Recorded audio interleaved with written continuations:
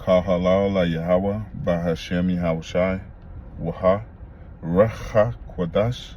All praises and glory go to you, Lord. Double honors and respect go to our apostles, bishops, elders, and teachers, the men of great millstone. To you I say shalom. Salutations to the hopeful elect out there. It's your brother Amraya. And what we're going to get into today deals with the immaculate conception that so many bugged out Christians believe in. Okay? And how that just is, it's not the truth according to the scriptures. Okay? Now, I keep getting comments on my board from these antichrists upset about a video I did dealing with that very issue. And it doesn't matter what you believe.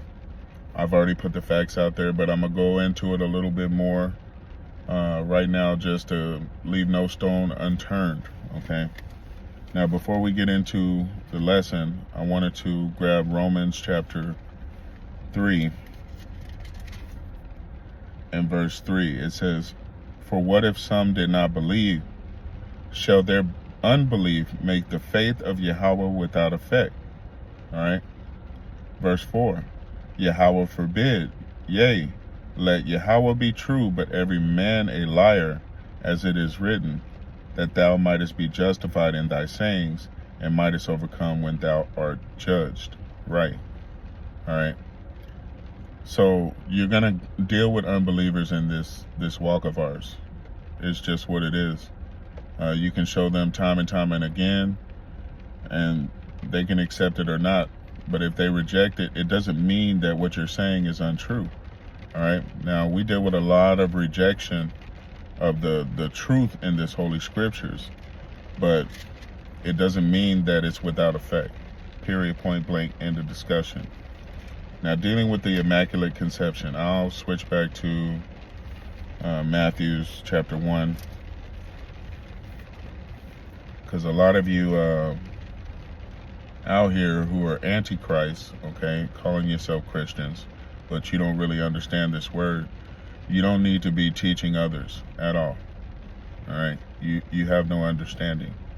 So this dealing with the Immaculate Conception, I'll begin in Matthew chapter 1 and verse 17. It says, "So all the generations from Abraham to David are 14 generations, and from David until the carrying away into Babylon are 14 generations, and from carrying away into Babylon onto Hamashiach are 14 generations. And Hamashiach is whom you ignorantly call Christ." Verse 18, Matthew 1 and 18.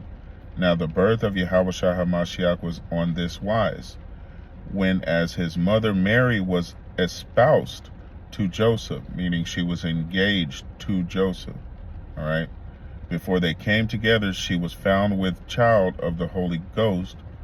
Then Joseph, her husband, being a just man and not willing to make her a public example, was minded to put her away privately. But while he thought on these things, behold, the angel of Yahweh appeared unto him in a dream, saying, Joseph, thou son of David, fear not to take unto thee Mary thy wife, for that which is conceived in her is of the Holy Ghost.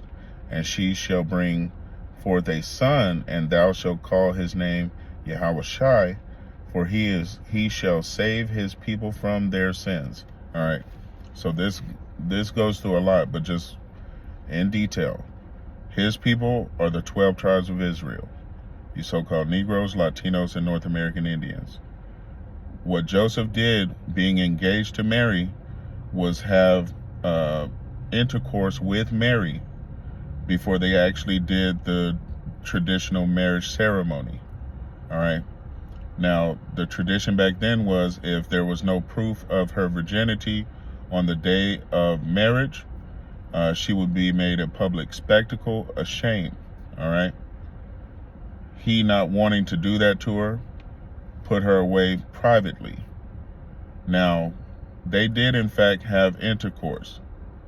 This is how Yahushua, whom you ignorantly call Jesus, was brought into the world.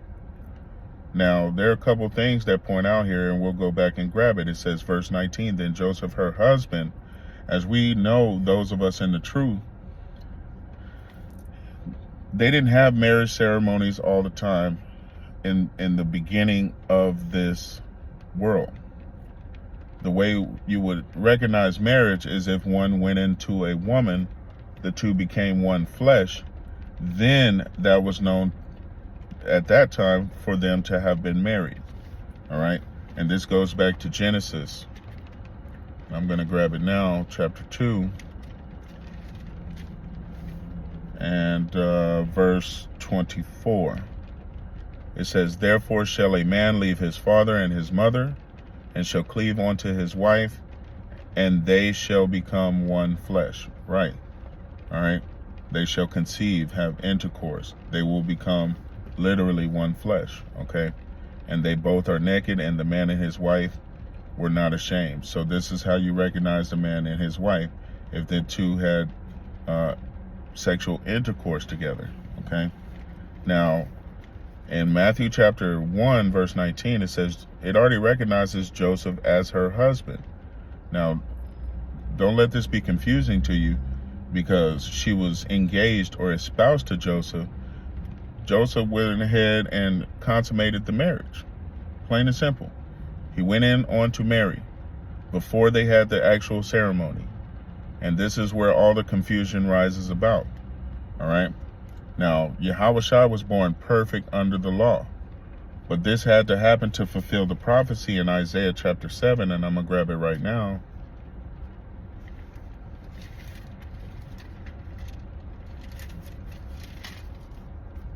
In verse 14, Isaiah chapter 7 and verse 14, it says, "Therefore Yahweh himself shall give you a sign. Behold, a virgin," not meaning a woman who has never had intercourse. This word virgin here in the Hebrew goes back to a young woman or maid of marriageable age.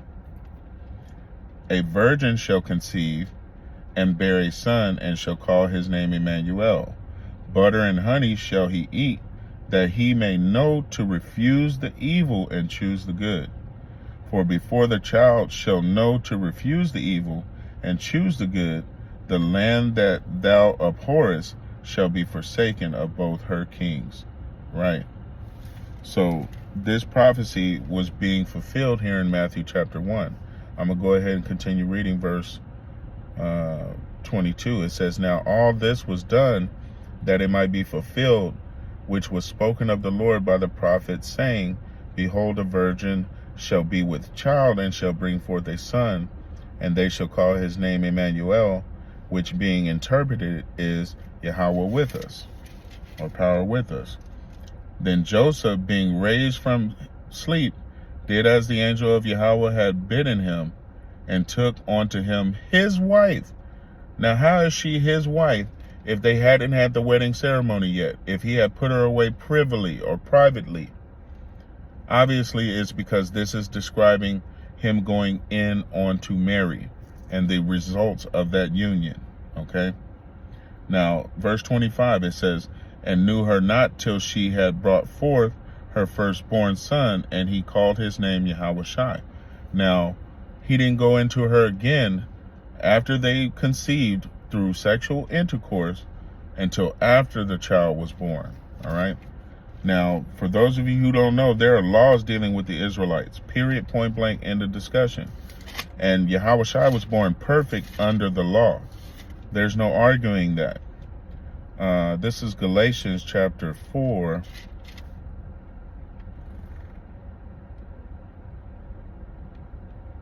Salakia, one moment.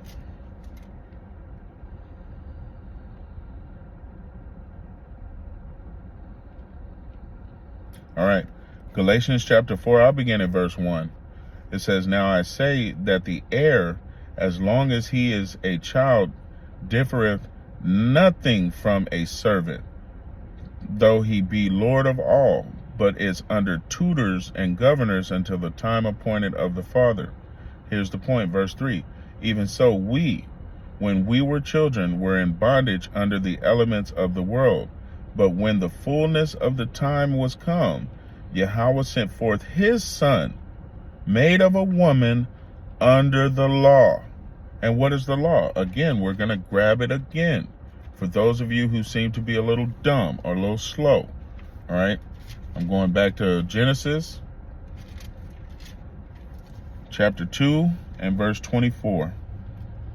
Therefore shall a man leave his father and his mother, and shall cleave unto his wife, and they shall become one flesh. All right? There is no immaculate conception. Yahushua was born under the law, perfect under the law, as stated here in Galatians chapter 4 and verse 4. But when the fullness of the time was come, Yahweh sent forth his son, made of a woman under the law, to redeem them that were under the law, that we might receive the adoption of sons. All right? Period, point blank, end of discussion. The reason why Matthew 1 describes Joseph as Mary's husband is because he had already taken her carnally, physically. Sexual intercourse had already occurred. And for you Christians out here who can't seem to understand that, we're going to go back to Romans chapter 3 yet again. And I began with this, and we're going to end out with it. Verse 3, for what if some did not believe? Shall their unbelief make the faith of Yahweh without effect? Yahweh forbid, yea, let Yahweh be true, but every man a liar, as it is written, that thou mightest be justified in thy sayings, and mightest overcome when thou art judged. Right. And for you bugged out Christians who can't seem to understand this concept, just stay the F off my page, all right? Go somewhere where you can find the teachings you like. Don't try to keep up a bunch of comments on any of my videos. No one's going to see them. I'm going to block it anyway, all right? But I just felt the need to respond to this so that no stone is left unturned, all right? Hopefully this has been edifying. Call halal la Yahweh by Hashem Yahushua for this message. Till the next time, Israel, Shalom.